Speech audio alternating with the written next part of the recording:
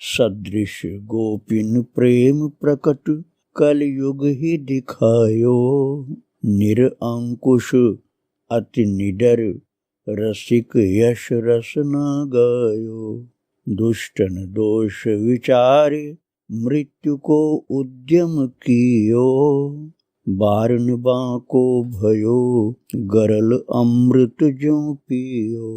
भक्ति निशान बजाय के काहू ते नाही लजी। लोक लाज कुल श्रृंखला तज मीरा गिरधर भजी। श्री राधे राधे। भक्तों, प्रभु के प्रेम के दीवाने किस प्रकार से चलते हैं, किस प्रकार से बोलते हैं, क्या उनकी रहनी होती है, क्या दिनचर्या और क्या जीवन होता है, इसको समझना बड़ा मुश्किल होता है। कई लोग उनको ये समझने लग जाते हैं कि इनका मस्तिष्क सही नहीं काम कर रहा, अर्थात पागल समझते हैं। कई लोग समझते हैं कि पता नहीं कौन से लोक में, कौन सी दुनिया में रहते हैं, कोई उनके ऊपर किसी का आवेश रहता है, भूत प्रेत की छाया है या क्या है। जो विशेष समझदार होते हैं वही लोग समझ पाते हैं कि भगवान की कोई लीला चल रही है इनके साथ। और मीरा जी के साथ अब ऐसा ही हो गया था। दोस्तों, मीरा जी का अधिकांश समय भावावेश में भी बीतता था। विरहावेश में उन्हें स्वयं का ज्ञान ही नहीं रहता था। यहाँ तक कि वो ठाकुर जी को ऐसे खोजने लग जाती थी कि जहाँ कोई खोजेगा ही नहीं। अपने कपड़े लत्ते में खोजने लग जाती, धूल के कण में, पुस्तकों के भीतर अपने प्राणाधार को खोजते खोजते रोने लग जाती। कभी ऊंचे चढ़ करके पुकारने लगती और कभी थोड़ा मुस्कुराती और हाथ से इशारा करके बुलाती।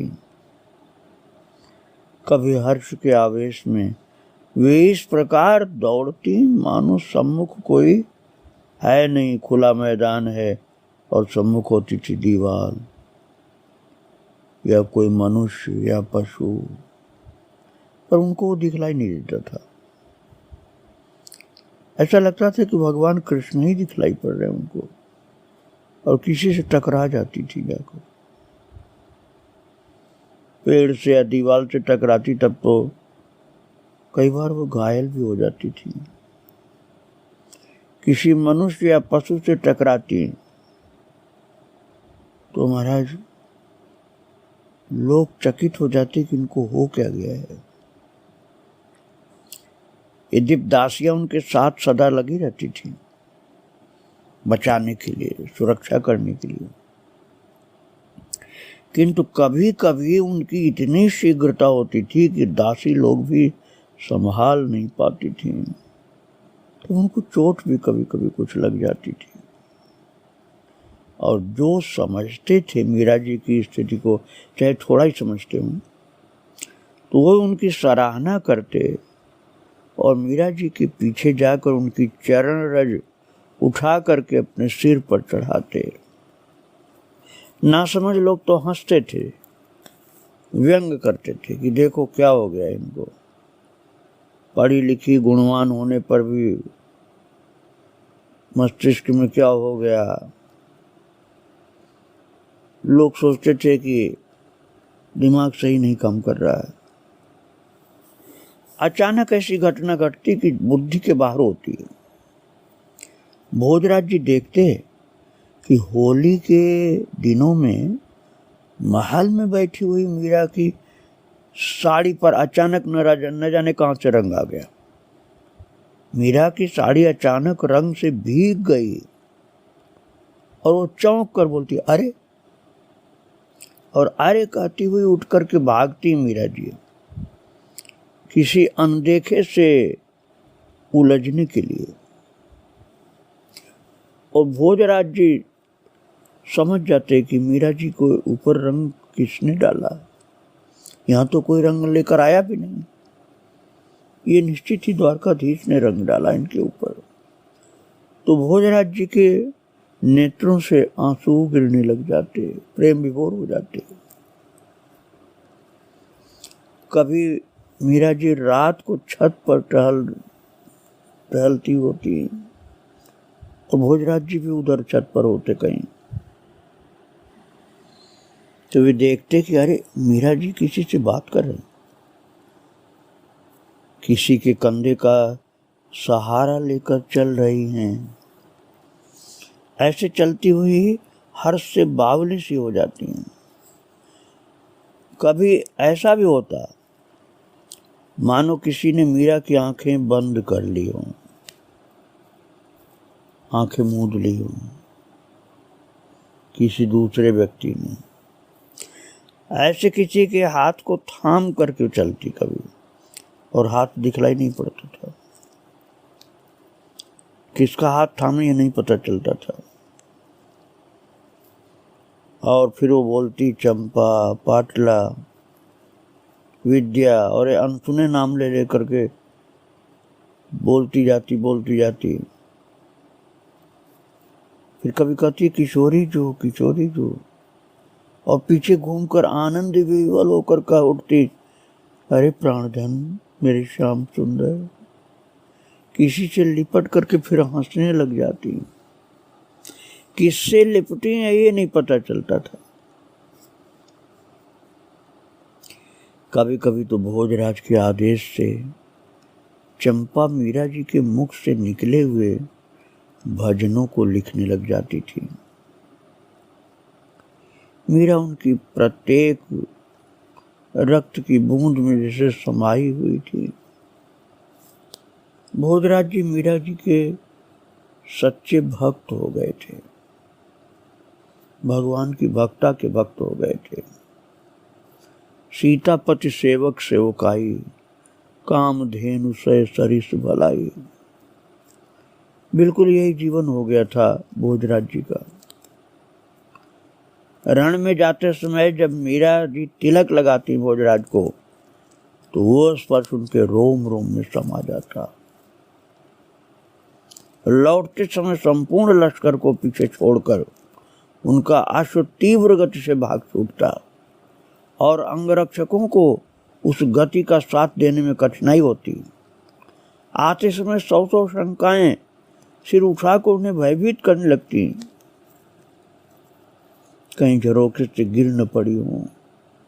भोजराज जी को मीरा की चिंता रहती। वो सोचते कहीं नशा में, प्रेम के नशा में दौड़ पड़ी होंगी, किसी से टकरा करके चोट न लग गई हो। और एक दिन तो भीत की टक्कर से, दीवार की टक्कर से ललाट फूट गया था, रक्त बहने लगा था। वो समझ रही थी कि भगवान कृष्ण सामने खड़े हैं। भगवान कृष्ण शायद अंतर्धान हो गए और दीवार से टकरा गई थी। जब विजय को वरण करके महाराज भोजराज आते, मीरा के महल में उत्सव होता, मिष्ठान बढ़ते, दास दासियों को पुरस्कार मिलते, नजर न्यौछावरें होती, गिरधर गोपाल का नवीन श्रृंगार होता, खूब नृत्य गान होता और गरीबों को अन्न वस्त्र दिए जाते। राजमहल के द्वार पर पहुंचते ही भोजराज की विचित्र स्थिति हो जाती। मन चाहता कि दौड़कर अपने महल में पहुंच जाएं, पर कर्तव्य सर्वप्रथम पिता के सम्मुख उपस्थित होने को बाध्य करता। पिता को प्रणाम करके, आवश्यक सूचना निवेदन करके और फिर आदेश पा करके अपने महल की ओर लौटते, तो पथ में मिलने वाले बधाई और मंगल कामना करने वाले लोग विक्षेप स्वरूप लगते थे, जैसे विक्षेप कर रहे हैं, बाधा डाल रहे हैं। महल में वो सर्वप्रथम मीरा के सम्मुख जाते।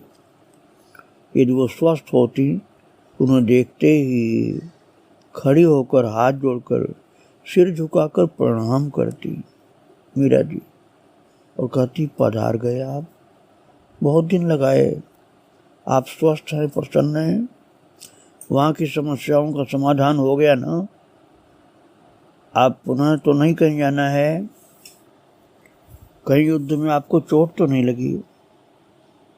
ऐसे पूछते पूछते गिरधर लाल के पास ले जाती मीरा जी, जहां आरती उतार कर तिलक लगाकर चरणामृत प्रसाद देती। स्नान करने के पश्चात अपने सामने ही भोजन करवा करके विश्राम के लिए आग्रह करती।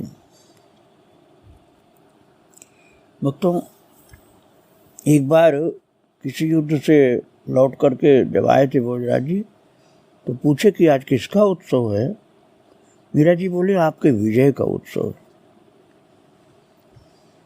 तो भोजराज बोलते हैं, मेरी विजय नहीं हुई हुकुम, मेवाड़ की विजय हुई है।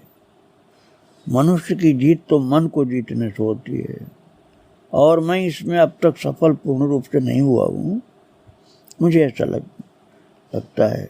लेकिन मीरा जी ने कहा, नहीं, मुझे तो ऐसा बिल्कुल भी नहीं लगता, मुझे लगता है कि आप विजयी हो चुके हैं। और भोजराज ने कहा, आपके पूजा पाठ, सत्संग, भावावेश, प्रेम विभोर अवस्था, ये सब देखता हूँ तो मुझे समझ में नहीं आता है कि आपके ऊपर प्रभु की इतनी कृपा है, किंतु मुझे उनका दर्शन नहीं हो पाता है, जो तुम्हारे साथ इतनी लीला करते रहते हैं। मीरा जी ने पूछा कि कोई लालसा, कोई इच्छा रहती है क्या आपको? तो भोजराज जी बोले, नहीं, केवल दर्शन की, और कोई लालसा नहीं।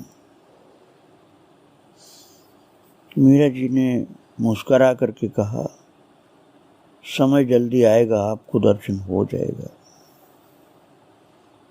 और भोजराज जी प्रेम विभोर हो जाते। मीरा जी के शब्दों को सुनकर उनको विश्वास होता कि मीरा जी कह रही तो दर्शन होगा जरूर, इसलिए वो अंदर प्रसन्न हो जाते थे। मीरा जी ने कहा, भगवान का जो नाम आपको भाए, उठते बैठते चलते फिरते और काम करते लेते रहिए। मन में लेना अधिक अच्छा है, किंतु मन बड़ा धोखा देता है। मन धोखा देने के अनेक उपाय जानता है। बहुत बार सांस की गति ही ऐसी हो जाती है कि हमें जान पड़ता है कि मानो नाम ले रहा है मन। अच्छा हो आरंभ मुख से ही किया जाए, इसके साथ ही यदि संभव है तो जिसका नाम लेते हैं उनके रूप चिंतन की चेष्टा भी की जाए। इस प्रकार मन खाली नहीं रहेगा, न उल्टे सीधे विचार ही वो कर पाएगा। भोजराज जी ने कहा कि प्रयत्न तो करूंगा मैं, किंतु पूरा विश्वास को, पूरा भरोसा हो नहीं पाता है। महाराज, इस प्रकार से मीरा जी ने भोजराज जी को मानो साधना बतला दी। भोजराज जी उठ करके बाहर चले गए, और उनके छोटे भाई रतन सिंह जी की बहू ने आकर के अपनी दासियों सहित चरणों में मीरा जी को प्रणाम किया। मीरा ने खड़ी होकर के उन्हें छाती से लगाया और हाथ पकड़कर समीप बिठा लिया। मीरा जी बोले, बहुत दिन बाद जेठानी की याद आई आपको? और उनका घूंघट उठा करके मुंह देखा। रतन सिंह का विवाह हो चुका था ना, तो उनकी पत्नी का मुंह देख करके बोली, वाह, जैसे चंद्रमा धरती पर उतर आया हो। ऐसे मीरा जी ने उनकी बड़ाई की। और रतन सिंह संसार की दृष्टि से अपनी भाभी अर्थात मीरा जी का बड़ा सम्मान करते थे, क्योंकि वो देखते थे कि उनके बड़े भाई भोजराज जी बहुत सम्मान करते हैं मीरा जी का। और भक्तों, रतन सिंह से एक छोटे भाई थे, वो छोटे देवर थे मीरा जी के, उनका नाम था विक्रमादित्य। वो भी आए भाई के साथ। तो रतन सिंह ने पूछा कि भाभी साहब देखिए, आप इनको पहचानती हैं, कौन आए हैं मेरे साथ? मीरा जी ने प्रसन्न होकर कहा, लगता है कि आपके छोटे भाई यही हैं। तो हंस दिए रतन सिंह, बोले हाँ। और वो बोले विक्रमादित्य जी कि शस्त्राभ्यास करके लौट रहे हैं और साथ ही साथ मैं भी चला आया दर्शन करने आपको।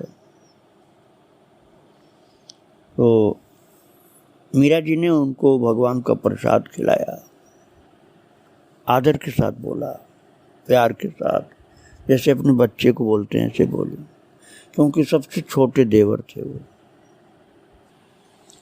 भोजराज जी के साथ रहते रहते रतन सिंह भी मीरा जी के भक्त हो गए थे, जो विक्रमादित्य से बड़े थे। तो रतन सिंह ने खाते हुए, प्रसाद पाते हुए कहा, सौभाग्य है हमारा कि हम आपके बालक हैं। मीरा जी से कहा। रतन सिंह ने कहा, लोग तीर्थों में भक्तों के दर्शन के लिए दूर दूर तक भटकते फिरते हैं, हमें तो विधाता ने घर बैठे तीर्थ सुलभ कराए हैं। मेरा तो हाथ जोड़कर यही निवेदन है कि जो आपको न समझ पाएं और जो भला बुरा कहें, उन्हें नासमझ मान करके आप उन पर कृपा डालें, अपनी कृपा रखें। मीरा जी बोली कि मैं किस पर नाराज हूँ लाल जी साहब, अपने ही दांतों से जीभ कट जाए तो क्या हम दांतों को तोड़ देते हैं? सृष्टि के सभी जन मेरे प्रभु के सृजाए हुए हैं, उनमें किसको मैं बुरा कहूँगी? मीरा जी ने इस प्रकार से बड़े प्रेम से समझा दिया उनको। इस प्रकार भक्तों, मीरा जी अपने देवरों को भी बड़े प्रेम से सत्कार करती थी और ज्यों ही अकेले होती थी तुरंत वो भगवान के ध्यान में और प्रभु की लीला में डूब जाती थी। भोजराज तो सावधान रहते थे। अचानक उनको एक चीख सुनाई पड़ी भोजराज जी को, रात में सोते समय। और जब चीख सुनाई पड़ी, भोजराज जी की नींद उचट गई। वे हड़बड़ा करके अपने पलंग से उठे और भीतरी कक्ष की ओर दौड़ पड़े जहां मीरा जी सोई थी। मीरा जी के कक्ष में दूसरा कोई नहीं सोता था भक्तों, केवल मीरा जी सोती थी और ठाकुर जी होते थे। तो भोजराज को मीरा जी की चीख जब सुनाई पड़ी तो भागते हुए भीतर गए और बोले, क्या हुआ क्या हुआ? भीतर बोलते हुए ऐसे गए।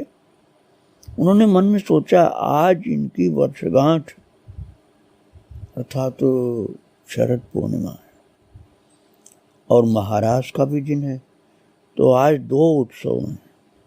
मीरा जी का जन्मदिन है और भगवान कृष्ण का महाराज का दिन है। मीरा का हर्ष उफना पड़ रहा था। आधी रात के पश्चात तो सभी सो गए थे। अचानक क्या हो गया ये? मीरा जी क्यों छटपटा रही, क्यों रो रही हैं? पलंग पर औंधी पड़ी थी मीरा और ऐसी हालत थी जैसे पानी में से मछली निकाल दी गई हो बाहर। तड़फड़ा रही थी, हिलकियां सी लेकर के रो रही थी। बड़ी बड़ी आंखें मोतियों की माला जैसे रो रही थी। ऐसे लगातार आंसू के बूंद टप टप टप टप गिर रहे थे। उनकी आकुल व्याकुल दृष्टि किसी को ढूंढ रही थी। झरोखे की जाली से छन छन के चंद्रमा की किरणें उनके रूप को स्नान करा रही थी। भक्त भोजराज जी मीरा जी के कक्ष में रखी हुई एक चौकी पर बैठ गए और कक्ष में घूमती हुई उनकी दृष्टि अपने सामने भीत में लगी एक बड़ी आरसी, मतलब बड़े से दर्पण पर पड़ी है। और दर्पण की ओर जब देखा है भोजराज जी ने तो चकित हुए। श्वेत धोती और अंगरखे में लिपटी सुडौल दे, अलसाए नयनों में रक्तिम डोरे, छोटी छोटी मूछें, मानो जैसे जोश ही उस रूप में है, वीरता दिखलाई पड़ रही है। तीखी नाक, लौला चौड़ा ललाट और पवन से अटखेलियां करते हुए घुंघराले केश। उनको छाती से गहरा निश्वास छूटा। सेमर का फूल देव सेवा के काम में नहीं आता बावरे, रूप होने से भाग्य नहीं बन जाता। दर्पण में अपना रूप देखा था भोजराज ने, परंतु उसके ऊपर आकर्षण बिल्कुल नहीं हुआ कि मैं सुंदर हूं। भोजराज को लगा कि इस रूप से क्या होना, ये तो सेमर के फूल जैसा है, ये किसी काम में नहीं आना है। ये प्रभु की भक्ति नहीं मिली, भगवान का दर्शन नहीं मिला, तो ये कोई काम में नहीं आना। और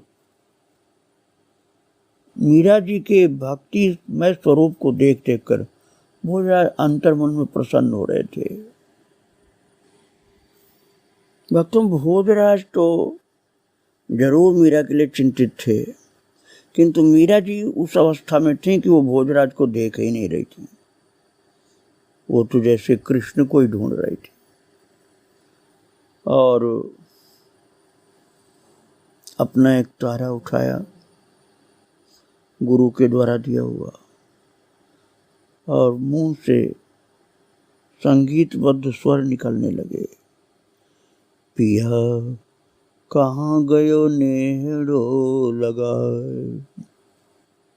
मीरा जी ठाकुर जी को कह रहे हैं, पिया कहाँ गयो नेहड़ो लगाए, छाड़ी गयो अब कौन विसासी, प्रेम की बाती बलाए। पिया कहाँ गयो नेहड़ो लगाए, विरह समुद्र में छाड़ गयो, विरह समुद्र में छाड़ गयो, नेह की नाव चलाए, मीरा के प्रभु कब्र मिलोगे, तुम बिन रहो न जाए। पिया कहाँ गयो नेहड़ो लगा। और महाराज इतना गाते गाते फिर मीरा जी को रोना चालू हो गया। दोनों हाथों से मुंह ढांप करके और फफक करके रोने लगी मीरा जी। भोजराज समझ नहीं पाए कि क्या करें, कैसे करें, कैसे धीरज बधाएं। और मीरा जी तो गाती जा रही हैं, रोती जा रही हैं, धरती पर भी गिर पड़ी। भोजराज घबरा करके उन्हें उठाने के लिए चले, नीचे झुके, परंतु छिटक गए। फिर तुरंत भागे कक्ष से बाहर और मीरा जी की दासी मिथिला को बुलाया, जाओ संभालो। फिर मिथिला ने आकर के अपनी स्वामिनी को संभाला है। ग्रीष्म की रात छत पर अपने अपने पलंगों पर अलग अलग जगह पर भोजराज और मीरा जी लेटे हुए हैं। छत पर कुछ कुछ दूर पर पलंग है। कुछ ही देर में भोजराज को अनुभव हुआ कि उनकी बात का उत्तर देने के बदले मीरा जी लंबी लंबी सांसें भर रही हैं। क्या हुआ, कहाँ पीड़ा है? उन्होंने सब पूछा। तभी एक पपीहा बोल उठा, जैसे चिंगारी से लग गई वैराग्य में, विरह में। और वो मीरा जी उसी पपीहा से ही बात करने लगी। और पपीहे की आवाज सुनकर के मीरा जी कहने लगी, पपैया रे कद को बैर चितारो, पपैया रे कद को बैर चितारो, मैं सूती छी भवन आपने, मैं सूती छी भवन आपने, पिए पिए करत पुकार्यो, पपैया रे कद को बैर चितारो। अब पपीहा तो पी पी कर रहा था, मीरा को लग रहा है कि मेरे प्रियतम को ही पुकार रहा है। हृदय में मीरा जी की तड़प सी हो गई। मीरा जी पपीहे को संबोधन करते हुए गा रही थी, रोती हुई। दाइया ऊपर लूण लगायो, हिवड़े करवत सार्यो, मीरा के प्रभु गिरधर नागर, हरि चरणा चित धार्यो, पपैया रे कद को बैर चितार्यो, मैं सूती छी भवन आपने, पिए पिए करत पुकार्यो, पपैया रे कद को बैर चितार्यो। भक्तों, इस तरह से संपूर्ण सृष्टि में मीरा जी को कृष्ण की पुकार, कृष्ण का विरह, कृष्ण का दर्शन, कृष्ण की लालसा, यही दिखलाई पड़ती थी। मीरा जी के और चरित्र को आप आगे फिर सुनेंगे। आज मैं महान भक्ता माता मीरा जी के चरणों में प्रणाम करके यहीं विराम दे रहा हूँ। श्री राधे राधे, जय श्री राधे।